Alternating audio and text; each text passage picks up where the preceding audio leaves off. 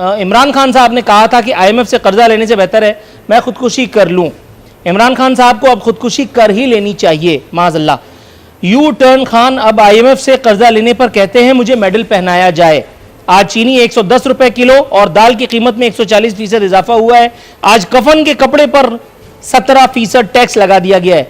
Sir गो के सुकून सिर्फ कब्र में है, लेकिन कब्र में भी अगर 17% टैक्स झेल करके जाना पड़े तो उससे बेहतर नहीं है कि मतलब कुछ और कर लिया जाए। असमत चुगताई के साथ जो कुछ हुआ था, इस एक अजियतनाक खबर के बाद जो दूसरी अच्छी खबर है वो ये कि अल्लाह का शुक्र है सुम्मा अल्हम्दुलिल्लाह, इस एक एटमी रियासत है पाकिस्तान में जमहूरियत का पौधा फल फूल रहा है। तो क्या हुआ अगर तुम अपनी जान से गए? जाओ,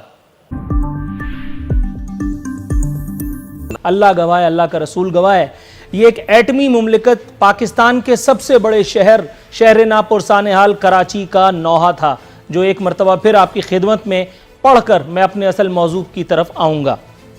हिजरत के बाद, सन 47 की हिजरत के बाद एक मरतबा फिर शहर के वासियों को हिजरत करनी पड़ गई है, थैंक्स टू मौजूदा जमहूरियत। तूफानी बारिश के सबब हजारों खानदान कराची के नकल मकानी पर मजबूर हुए हैं। परेशान हाल खानदानों को एक और हिजरत का सामना, जैसे कि मैंने कहा, करना पड़ा। इन मुतासरीन का शिकवा था, इनका शिकवा था कि इनको किसी ने पूछा तक नहीं।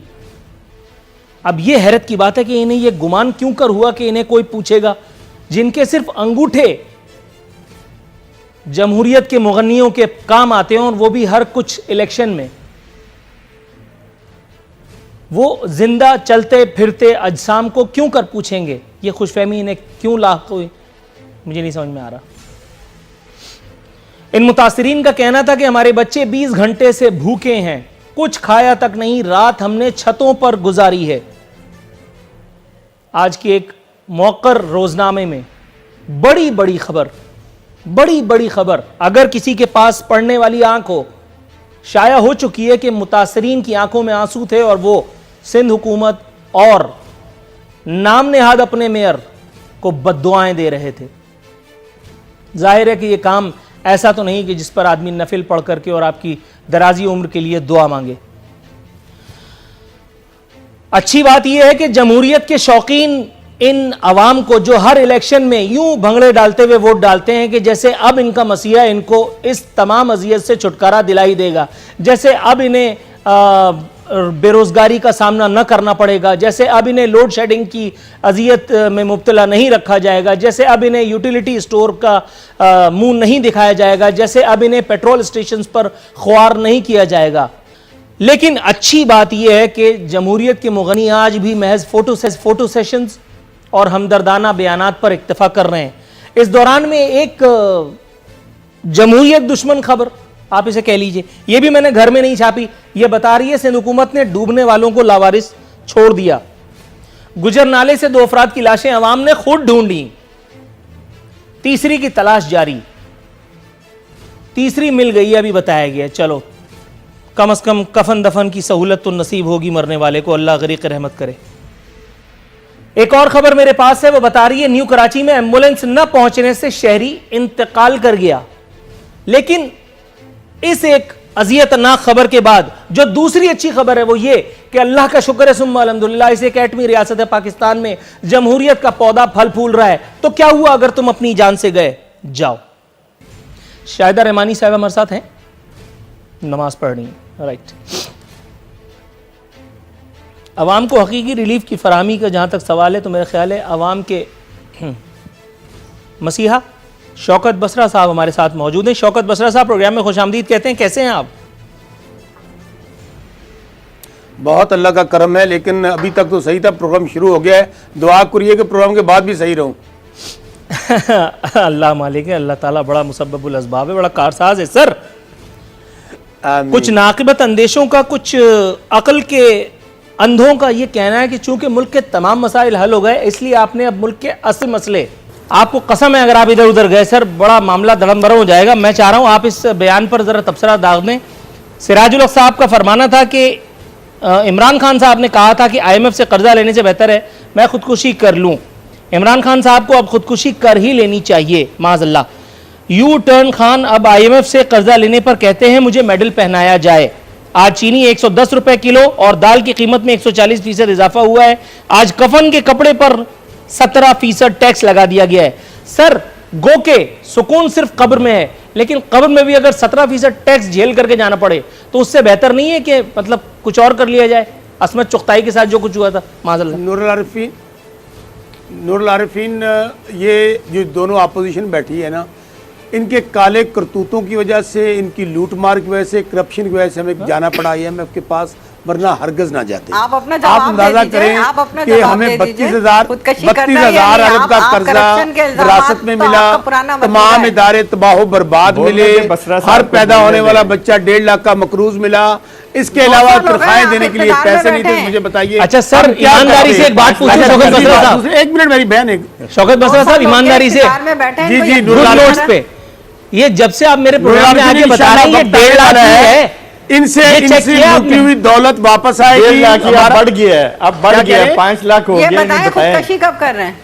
वो इंशाल्लाह आप लोगों से लूटा हुआ माल वापस लेंगे, IMF के पास नहीं जाएंगे। सर, मुझसे ही लेंगे। इकोनॉमी मजबूत होगी, लेकिन एक बात ध्यान में रखिए, शौकत बसरा साहब, मुझसे ही लेंगे। मिनिस्टर इमरान खान ना आपकी ब्लैक मेलिंग में आएंगे, ना की धमकियों में आएंगे।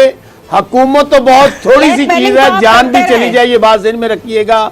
लुटिया और माल कढ़ाना है, हुकूमत का कोई इशू नहीं है। राइट सर, शौकत बसरा साहब, डॉक्टर अशरफ साहब और मोहतरमा शाहिदाबाद, तीनों मोअज़्ज़िज़ मेहमानों का इंतहाई मशकूर हूँ। शेख रशीद को तो आप चपरासी रखना पसंद नहीं करते थे, आज वो सारे करप्शन के सारे करप्शन के अली बाबा 40 चोर हुकूमत में बैठ गए। करप्शन में आज आप सरे फहरिस्त आ गए। आप अपने मुंह मियां मिट्टू कितना बनेंगे, आप तारीफ पे तारीफ किए जा रहे हैं। आटा चोर, चीनी चोर, दवाएं चोर, मास्क चोर, यानी कोई चीज तो आपने नहीं छोड़ी, हर तरह की चोरी। और उसके ऊपर आप अपना उन चोरों को भी आप निकालते जा रहे हैं या कैबिनेट के अंदर आप मैडम आपने रिस्पॉन्ड किया, मैडम आपने रिस्पॉन्ड कर लिया। अब ये लोग आए हैं इस नजरिए के तहत को लूटो, तमाम पार्टी मैडम जुज़वी एक सवाल अगर आप कहें तो मैं जमा कर लिया। इस वक्त करप्शन जो है वो उरूज पर है, और जिस तरीके से अलीमा खान को बचा लेते हैं, फॉरेन फंडिंग केस को रोक देते हैं, इन्होंने तो इनके तो सारी चीज ही, इनकी जो बेस है वो चोरी पर है। इन्होंने जो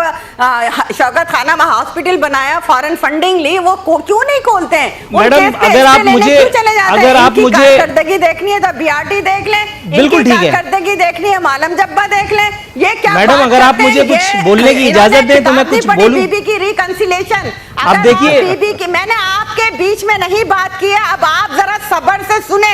मैंने सब्र और तहम्मुल के साथ आपकी बात सुनी है। आप अगर बीबी की रिकंसिलेशन बुक पढ़ लेते तो शायद आपको पता होता कि रिकंसिलेशन की क्या पॉलिसी थी।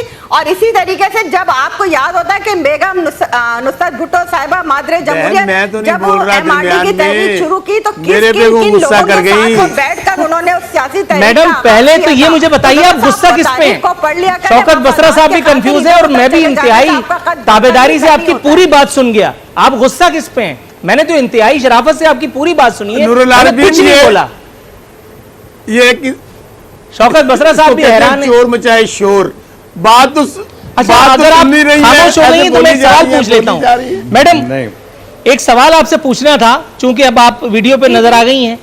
मैं ये पूछना चाह रहा था, ये कादिर मक्सी साहब का एक गुमराहकुन स्टेटमेंट है और उसके आगे कुछ मामलात हैं।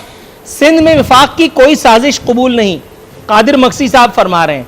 उस पर लोगों ने ये गिरा लगाई है कि जाहिर है कि सिंध हुकूमत पहले ही क्या कम है सिंध वालों के लिए, कराची वालों के लिए साजिश करने में। इसको आप ज़रा इख्तिसार के साथ बयान करें, उसके बाद फिर मैं अपने अगले मेहमान की तरफ जाऊँ। बहुत ही मुख्तसर। देखिए जी नूरुल आरिफीन साहब, बात यह है कि हर शख्स का अपना पॉइंट ऑफ व्यू होता है। कादिर मक्सी ने जो भी बात की है वो उनका पॉइंट ऑफ व्यू है जिसने ये जुमला लगाया, लेकिन सिंध हुकूमत का अवलीन काम है कि वो सियासत को खिदमत समझ के कर रही है और अल्हम्दुलिल्लाह हम अपना काम कर रहे हैं। हमें वोटों से लोगों ने मुंतखब किया है, एक मुंतखब हुकूमत है और इंशाअल्लाह ताला ये 2008 से तसलसल के साथ लोगों का एतमाद है, हुकूमत बन रही है और हुकूमत काम भी कर रही है। यही वजह है कि लोग हमें दोबारा करते हैं। वो लोग जिनके अपने, मैंने कहा, जो यूनियन काउंसिल का इलेक्शन नहीं जीत सकते हैं, अगर वो इस तरह के स्टेटमेंट देते हैं तो मेरी नजर में उस स्टेटमेंट की कोई हैसियत नहीं है। Got you point. Doctor Asad Ashraf साहब, सर ये हुकूमतों के आलाकार हैं आप? जी। मतलब सिराजुल हक साहब जैसे आदमी ने ये कह दिया कि बिल पेश करती है पीटीआई और उस पर ठप्पा लगाते हैं आप और पीपल्स पार्टी, ये उनका कहना था। इसे मैंने अपने अल्फाज में बयान किया है। तसल्ली बख्श उसके लिए जो है वो रिव्यू के लिए मेरा ख्याल है आप इंट्रो को जहन में लाइए।